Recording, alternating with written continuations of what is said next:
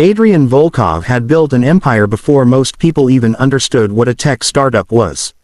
His name quietly resonated in boardrooms across the globe, whispered among venture capitalists and financial magazines.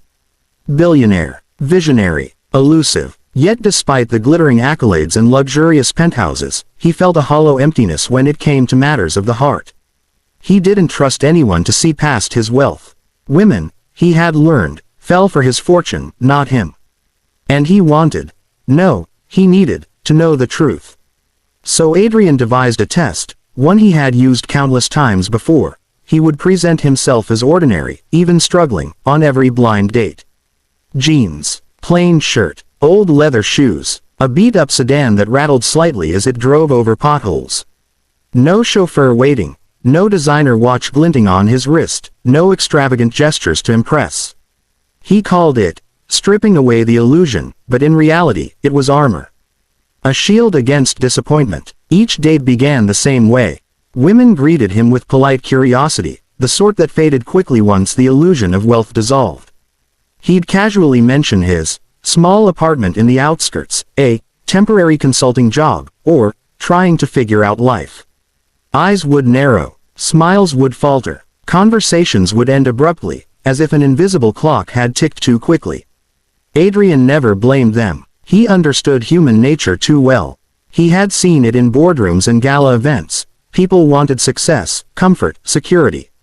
Not honesty, not raw, unpolished truth. He returned home each time to his penthouse overlooking the glittering city skyline, the silence louder than the marble floors beneath his feet. He'd stare out at the lights of the city and wonder if anyone could see him for who he truly was, beneath the wealth and the power. Then came Elena Morozova, a single mother, a school librarian, recently widowed, not searching for luxury, the matchmaking service promised, just for companionship and someone who could share ordinary life with her son. Adrian almost dismissed her. Librarians weren't usually in his world of high-powered business deals and private jets. But something about her simplicity intrigued him. There was no pretense in the description, no carefully curated image meant to impress. He arrived at the cafe early, a modest little place tucked between a bookstore and a small florist, the kind of place where the coffee smelled like roasted beans rather than expensive machines. He chose a corner table, his eyes scanning the entrance even as he checked his reflection in the polished window. When Elena walked in, she moved with a quiet confidence. No designer dress, no heavy perfume, no eyes scanning the room for opportunity. Just a woman carrying her own world, her own worries, and her own warmth. Her gaze met his, and she smiled, a smile that was genuine, tentative, and uncalculated. It was a smile that made Adrian forget his usual rehearsed lines, his careful facades. For the first time in years, he felt uncertainty.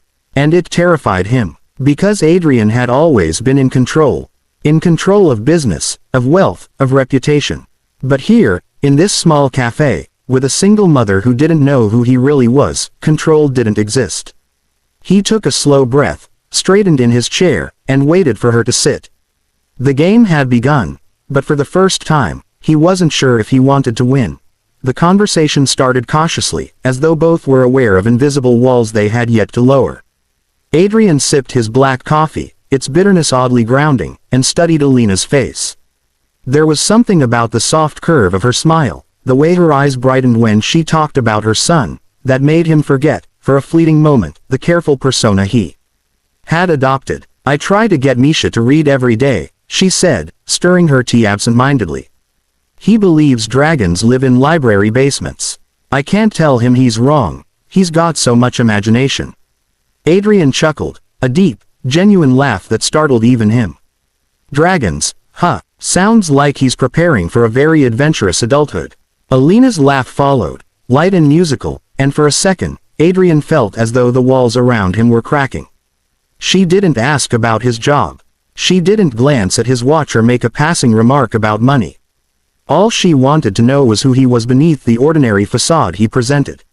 "I like books," she said, as if that explained everything. "They're safe. You can always come back to them, and they won't disappoint you. Not like people sometimes do." Her voice softened. "Especially after losing someone, you start questioning if anyone really cares." Adrian felt a pang of recognition. He had buried loss beneath success, beneath meetings and contracts, beneath the unrelenting pursuit of wealth. No one had asked about the part of him that hurt. No one had cared enough to look deeper. Until now. They talked about favorite authors and childhood dreams, about second chances and the strange ways grief reshapes a life.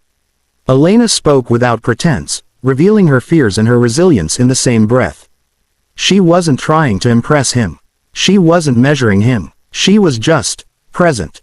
When the bill arrived, Adrian instinctively reached for it, his hand brushing hers. "I've got this," he said, though the words felt awkward in the warm, intimate atmosphere. Elena shook her head gently. "Let's split it," she said, her eyes steady. "I like balance." He blinked, caught off guard. No one had ever insisted on that before. Normally, people assumed he would cover everything, and they always seemed relieved when he did. But she didn't treat him like a man to be judged or a wallet to be used. They walked out together into the crisp evening air, the city lights casting reflections on the wet pavement. Adrian mentioned casually that his old sedan was acting up, worried he might get stuck somewhere. Elena smiled warmly. "Then it has character," she said, as if that made everything better. The simplicity of her acceptance struck him. There was no disappointment, no expectation, no agenda. Just a gentle understanding that made his chest tighten. Later, when Adrian returned to his penthouse, the city skyline glittered beneath him, but it felt hollow compared to the warmth that lingered from that small cafe. He realized something unsettling. For the first time in years, he didn't want to test her honesty or her character. He wanted to see her again.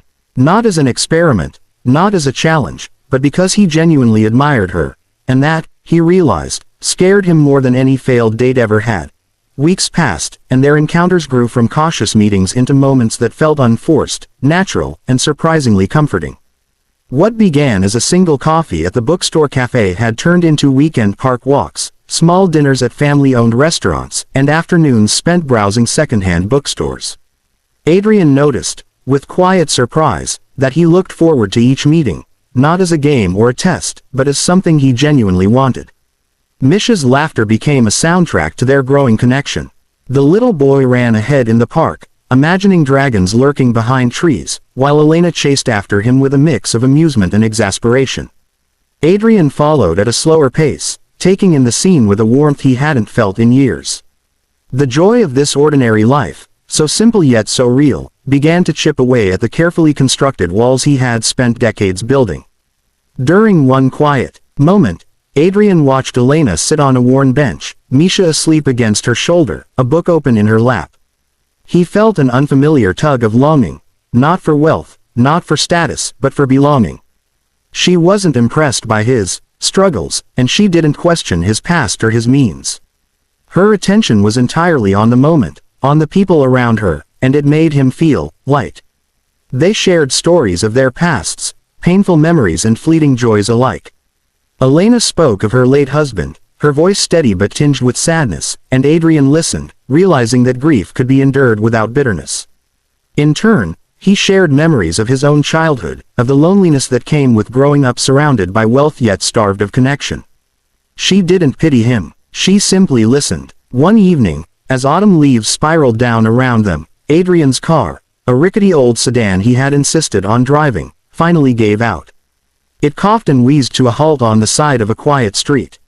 He braced himself for disappointment, for the subtle judgment he had long expected from anyone who knew how little he had.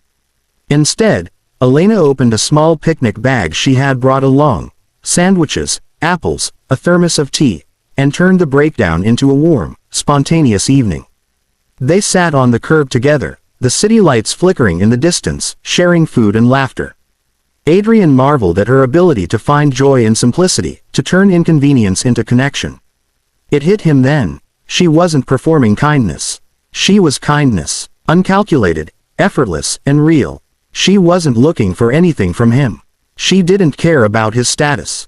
And the realization was almost terrifying. Because Adrian had spent his entire life controlling outcomes, controlling perceptions, controlling people, yet with Elena, control slipped through his fingers like water. And for the first time, he didn't want it back. But secrets, he knew, had weight. And the weight of his biggest secret, his true identity, was growing heavier by the day. Pretending to be a struggling consultant had worked with other women before, but Elena was different. She had already seen through pretense in ways he hadn't anticipated. And one evening, as he watched her laugh with Misha over a dragon-shaped kite, Adrian realized that he could no longer hide. He had to tell her the truth. Adrian had always been in control. Every deal, every business maneuver, every public appearance was meticulously calculated. He had conquered empires and manipulated markets with the precision of a chess grandmaster. But in matters of the heart, control slipped through his fingers like water. He had spent weeks with Elena, walking the delicate line between truth and deception, and each day the weight of his secret grew heavier. Pretending to be a struggling consultant had been easy at first, a harmless experiment. But now, every laugh, every shared glance, every moment with her and Misha felt like a lie layered over something far too important to hide any longer. One evening, he invited Elena somewhere different. The familiar cafe, the modest restaurants, the park walks, they all carried the same sense of simplicity and ease. But tonight, Adrian knew the moment had come to lift the mask. A sleek black car pulled up to Elena's modest apartment, gleaming under the streetlights. She furrowed her brow, confusion flickering in her eyes. "You're not driving your old sedan?" she asked lightly, though unease crept into her voice. "No," he said, a hint of nervousness in his tone. "Tonight, I need you to see something. To see me." The car whisked them through the city, past familiar streets, into the heart of downtown. Finally, the doors opened onto the top floor of a towering glass skyscraper. Light spilled out onto the observation deck, revealing a panoramic view of the city below. Inside, the penthouse was pristine, modern art on the walls, polished marble floors, and floor-to-ceiling windows that framed the glittering skyline. Elena stepped inside, her hand gripping her purse tightly. "Adrian," she whispered, uncertain. He turned to her, his expression serious. "There's something I need to tell you," he said quietly, almost as if speaking aloud would make the truth less real. "Everything I've told you, the job, the car, the apartment, it was not true. I'm not struggling. I'm a billionaire. This," he gestured to the penthouse, "is mine." The silence that followed was deafening. Elena's eyes widened, shock flickering across her face, followed by hurt. "You didn't trust me," she said softly, each word deliberate, heavy with disappointment. "I was afraid," Adrian admitted, his voice strained. "Afraid that if I showed you who I really am, you wouldn't see me, the real me. I wanted someone who would care about me, not my money." Elena's gaze softened, though her eyes still held pain. "I did see you," she said. "Every laugh, every story you shared, every moment with Misha, I saw you. But you didn't let me see you completely." Adrian swallowed hard, the enormity of his mistake settling into his chest like lead. He had tested people all his life, measured them, pushed them to reveal their truth. And now, he had tested the one person he genuinely cared about, and almost lost her in the process. "I understand if you walk away," he said, voice low, steady. "I would understand." Elena looked out at the city skyline, her mind racing through the weeks they had spent together, the laughter, the small acts of kindness, the moments of unguarded honesty. She turned back to him. "I don't care about your wealth," she said, her voice calm but firm. "What matters is the truth. If we continue, there are no more masks. No pretense. Just honesty. Can you do that?" Adrian reached for her hand, and this time, he didn't hesitate. "No wealth, no empire, no game, just himself." "I can," he said. "I want to." For the first time, he felt something far more valuable than power or money: relief, acceptance, trust, and perhaps, the fragile but exhilarating beginnings of love. Outside, the city sparkled like 1,000 tiny promises. Inside, in the warmth of the penthouse, Adrian and Elena finally stood on equal ground. Not tested, not pretending, just two people willing to see each other fully, and choose to stay. And for Adrian Volkov, that choice was worth more than any empire he had ever built.